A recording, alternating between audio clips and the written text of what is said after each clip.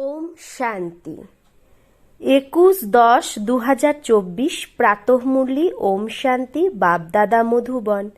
বাবা বলেছে, মিঠে বাচ্চে, সত্য বাবার সাথে সত্য হও, সত্যিকারের চার্ট রাখো, জ্ঞানের অহংকারকে ছেড়ে ইয়াদে থাকার পুরো পুরো পুরুষার্থ করো।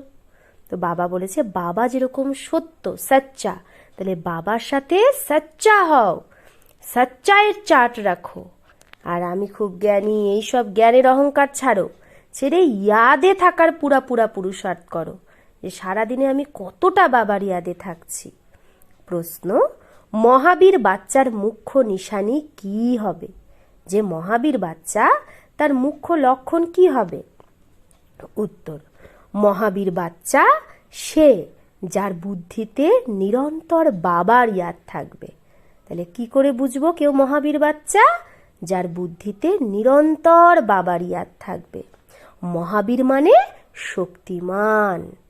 মহাবীর সে যা নিরন্তর খুশি থাকবে, যে আত্ম অভিমানী হবে, যার একটুও দেহের অহংকার থাকবে না। এই রকম মহাবীর বাচ্চাদের বুদ্ধিতে থাকে যে আমি আত্মা। তাহলে যে মহাবীর হবে সে নিরন্তর খুশিতে থাকবে, আত্ম অভিমানী হবে, তার একটু অহংকার থাকবে না। এইরকম মহাবীর বাচ্চার বুদ্ধিতে কি থাকবে? যে আমি আত্মা, বাবা আমাকে পড়াচ্ছে। ওম শান্তি। রুহানি বাবা রুহানি বাচ্চাদের জিজ্ঞেস করছে, নিজেকে রুহ মানে আত্মা ভেবে বসেছো? কারণ বাবা জানে এটা একটু ডিফিকাল্ট, এটাই তো মেহনত, নিজেকে আত্মা ভাবা। যে আত্ম অভিমানী হয়ে বসেছে তাকে মহাবীর বলা হয়। নিজেকে আত্মা ভেবে বাবাকে ইয়াদ করা, একেই তো মহাবীর বলা হয়। সদা নিজেকে জিজ্ঞেস করো, আমি আত্ম অভিমানী হয়েছি? ইয়াদের দ্বারাই মহাবীর হই, মানে সুপ্রিম হয়। ইয়াদের দ্বারাই আমরা কি হব? মহাবীর। আর যত ধর্মের আত্মারা আসে তারা এত সুপ্রিম হয় না, তারা তো আসেও দেরি করে, দাপর যুগ থেকে। তোমরা নাম্বারবার সুপ্রিম হও। সুপ্রিম অর্থাৎ শক্তিবান বা মহাবীর। তো ভেতরে এই খুশি থাকে যে আমি হলাম আত্মা, আমরা সব আত্মাদের বাবা আমাদের পড়াচ্ছে। এটাও বাবা জানে। কেউ নিজের চার্ট 25% দেখায়, কেউ 100% দেখায়, কেউ বলে 24 ঘন্টায় আধা ঘন্টা ইয়াদ থাকে।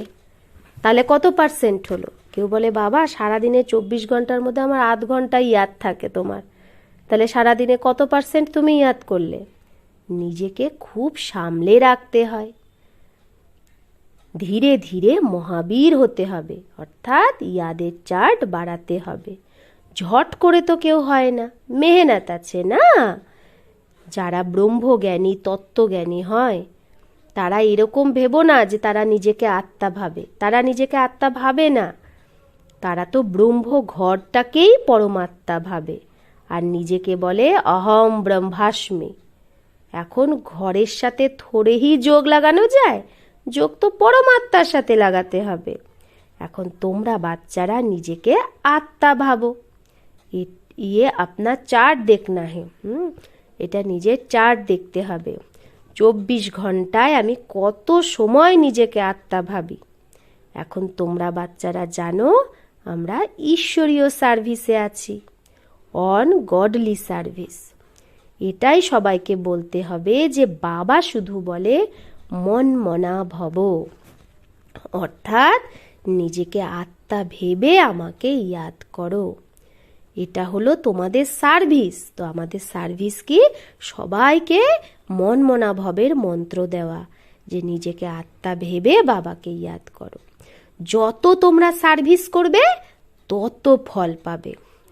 এই কথাগুলো ভালোভাবে বোঝার ব্যাপার। ভালো ভালো মহারথী বাচ্চারাও এই কথাকে পুরো বুঝতে পারে না। এতেই তো বড় মেহনত। মেহনত ছাড়া ফল থোড়েই পেতে পারবে।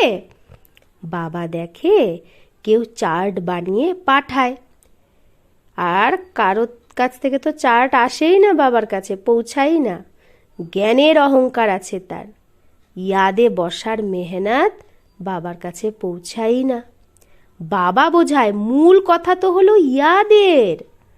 নিজের ওপর নজর রাখতে হবে যে আমার চার্ট কীরকম থাকে, ইয়াদের চার্ট, সেটা নোট করতে হবে।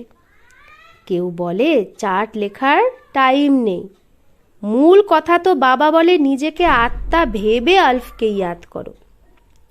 এখানে যতটা সময় বসো তো মাঝে মাঝে নিজের দিলকে জিজ্ঞেস করো যে আমি কতটা সময় ইয়াদে বসেছি। এখানে যখন বসো তো তোমাদের ইয়াদেই থাকতে হবে। আর চক্র ফেরাও, তাও কোনো হার্জা নেই। ইয়াদে থাকতে হবে আর চক্রকে ঘোরাও, সদর্শন চক্র। আমাদের বাবার কাছে অবশ্যই যেতে হবে, পবিত্র শতপ্রধান হয়ে যেতে হবে। এই কথাকে ভালোভাবে বুঝতে হবে। কেউ তো ঝট করে ফট করে ভুলে যায়। সত্যিকারের চার্ট নিজের বলেই না। এইরকম অনেক মহারথী আছে, সত্যি তো কখনো বলেই না। আধা কল্প ঝুট দুনিয়া চলে, তো ভেতরে যেন ওই ঝুট মিথ্যাটাই জমে যায়। এতেও যে সাধারণ, সে তো ঝট করে চার্ট লিখবে। বাবা বলে তুমি পাপকে ভস্ম করে পাবন হবে ইয়াদের যাত্রায়। বাবা বলছে যে সাধারণ সেই ঝট করে চার্ট লিখবে, আর মহাবীর সে লেখেই না। তো বাবা বলে ইয়াদের যাত্রা থেকেই তো পাপকে ভস্ম করে পাবন হবে, শুধু জ্ঞানের দ্বারা তো পাবন হবে না। বাকি লাভ কি? ডাকেও না, পাবন হওয়ার জন্যই তো ডাকে বাবাকে। তার জন্য চাই ইয়াদ। প্রত্যেককে সত্য সচ্চাই সে নিজের চার্ট বলতে হবে। এখানে তোমরা 1.25 ঘন্টা বসে আছো, তো দেখো 1.25 ঘন্টায় আমি কতটা সময় নিজেকে আত্মা ভেবে বাবার ইয়াদে ছিলাম। অনেককে তো সচ বাতানে মে, সত্যি কথা বলতেও লজ্জা লাগে। বাবাকে সত্যি বলে না, যে লজ্জা লাগে, ইয়াদ কম করে। তো ও সমাচার দেঙ্গে, সে ইয়াদের চার্ট দেবে না। সে কি সমাচার দেবে? বাবা আমি এই সার্ভিস করেছি, এতজনকে বুঝিয়েছি, এই করেছি। কিন্তু ইয়াদের যাত্রার চার্ট সে লেখে না। বাবা বলে ইয়াদের যাত্রায় না থাকার কারণেই তো কি তোমার তীর লাগে না, মানে তুমি যতই বোঝাও অন্যের তীর লাগে না। তুমি ইয়াদের যাত্রায় থাকলেই তোমার কথার তীর লাগবে। জ্ঞান তলোয়ারে ধারই থাকে না যদি ইয়াদ না করো।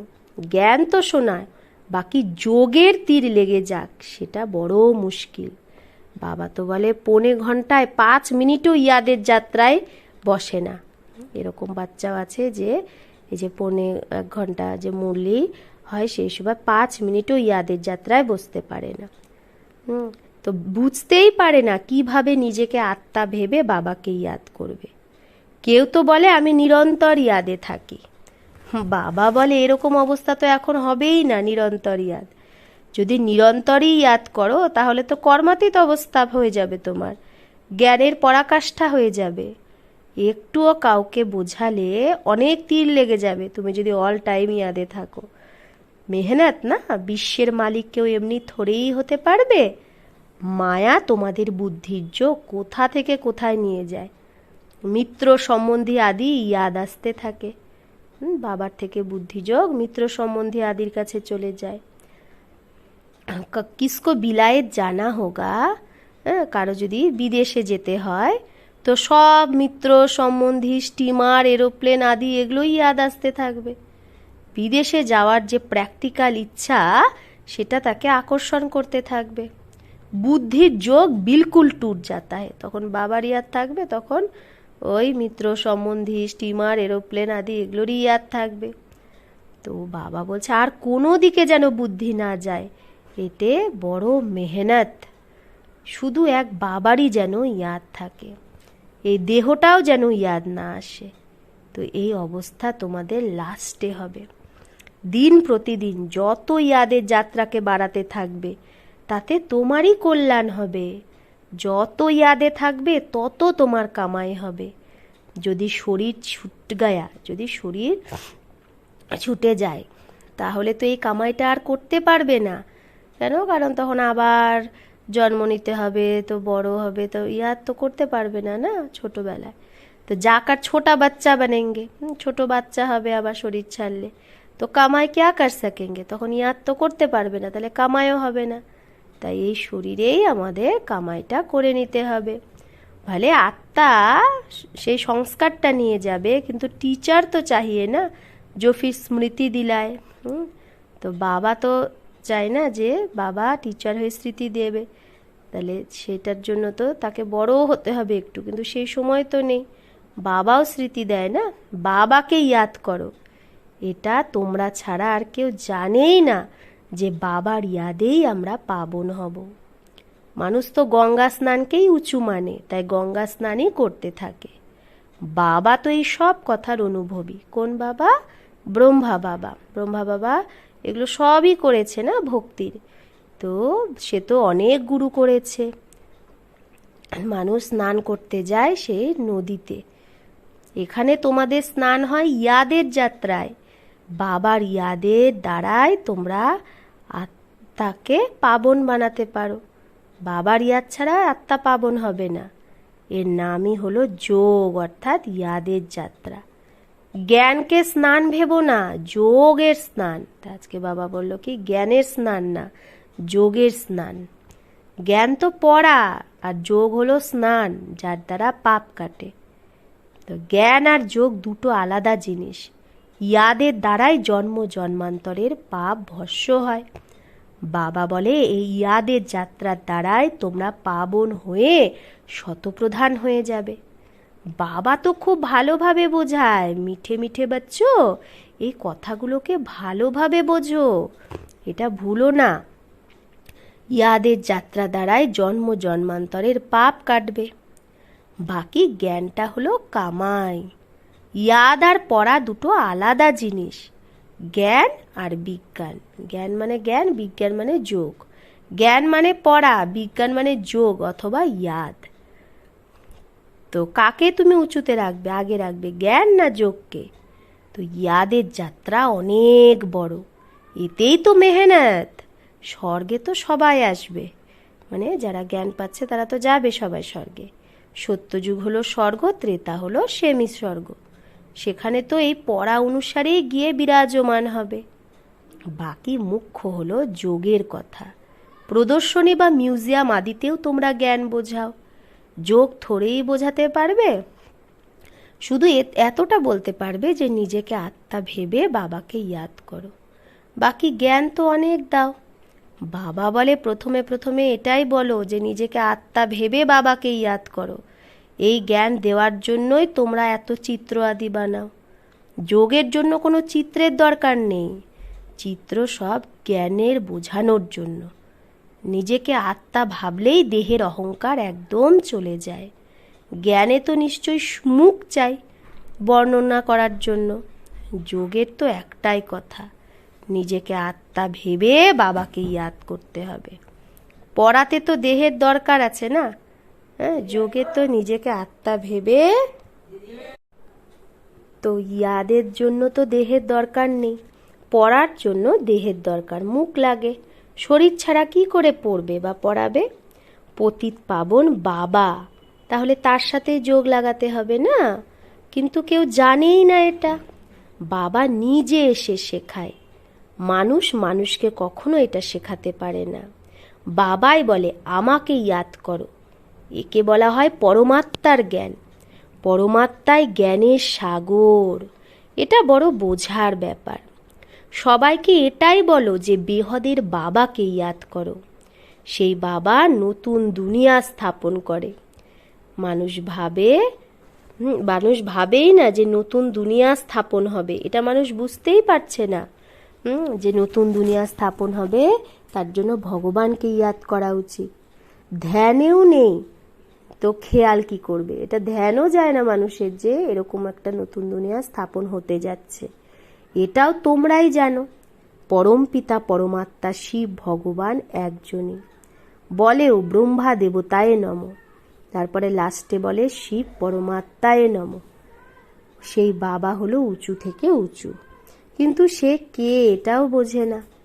যদি পাথর ঠিক করে থাকে ফির নমঃ কাহে কি, যদি ভগবান পাথর ঠিকর ভিতর সব কিছুর মধ্যে থাকে তাহলে কাকে নম করছে? অর্থ ছাড়াই বলতে থাকে মানুষ। এখানে তোমাদের আওয়াজের থেকে উপরে যেতে হবে, অর্থাৎ নির্বাণ ধাম, শান্তিধামে যেতে হবে।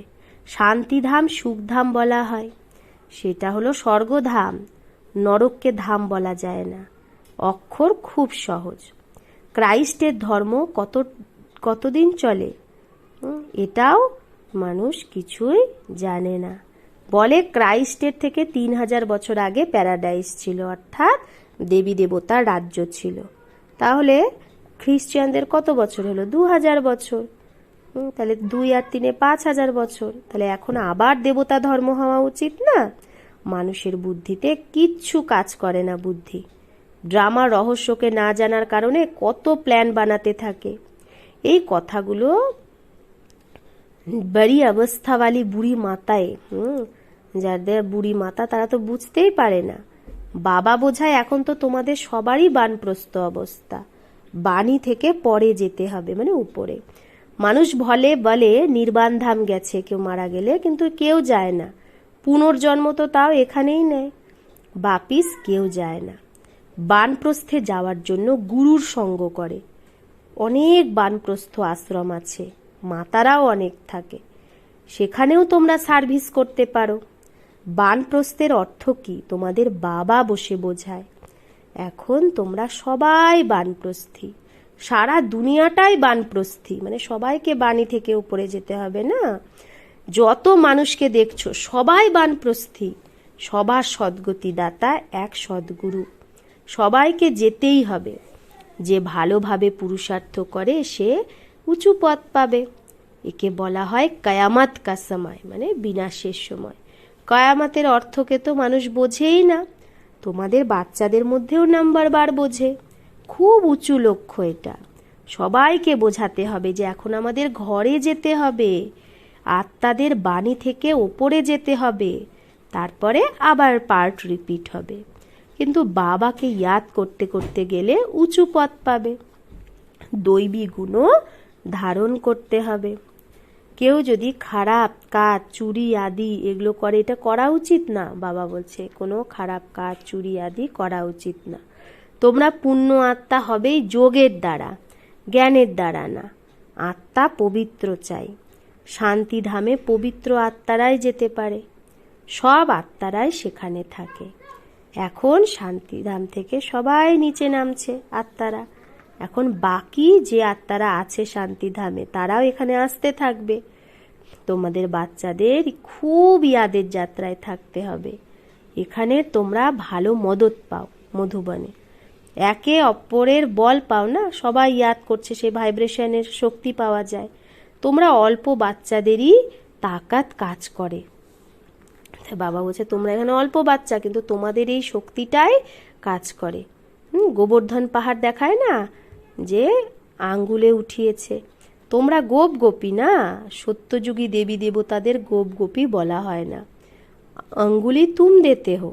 এখন আমরা ব্রাহ্মণ হয়েই সত্যযুগ স্থাপনের জন্য নিজের নিজের আঙুল দিচ্ছি, মানে সহযোগ করছি। আয়রন এজকে গোল্ডেন এজ বা নরককে স্বর্গ বানানোর জন্য তোমরা বাবার সাথে বুদ্ধির যোগ লাগাচ্ছ। যোগের দ্বারাই পবিত্র হতে হবে, এই কথাগুলোকে ভোলা উচিত না। এই শক্তি তোমরা এখানে পাও। বাইরে তো আসুরি মানুষের সঙ্গ থাকে, আর সেখানে ইয়াদে থাকাও মুশকিল হয়।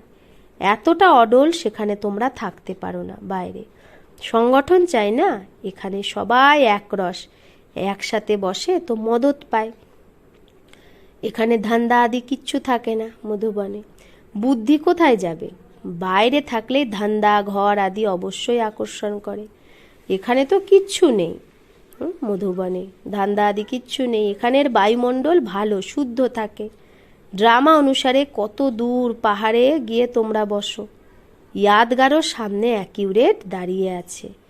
উপরে স্বর্গ দেখায় দেলবাড়া মন্দিরে, না হলে কোথায় বানাবে? তো বাবা বলে এখানে এসে বসো, তো নিজেকে চেক করো, আমি বাবার ইয়াদে বসি, সদর্শন চক্রও ঘোরাতে থাকো।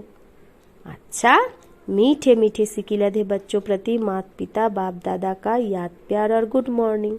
रूहानी बाप की रूहानी बच्चों को नमस्ते।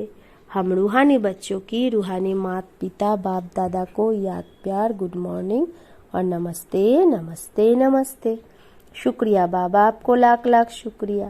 ধারণা 1, নিজের ইয়াদের চার্টের ওপর পুরো নজর রাখতে হবে। দেখতে হবে আমি বাবাকে কতটা সময় ইয়াদ করি। ইয়াদের সময় বুদ্ধি কোথায় কোথায় যায়, অন্য কোথাও ভটকায় না তো? 2, এই কয়ামতের সময় বাণী থেকে উপরে যাওয়ার পুরুষার্থ করতে হবে। বাবার ইয়াদের সাথে সাথে দৈবী গুণও অবশ্যই ধারণ করতে হবে।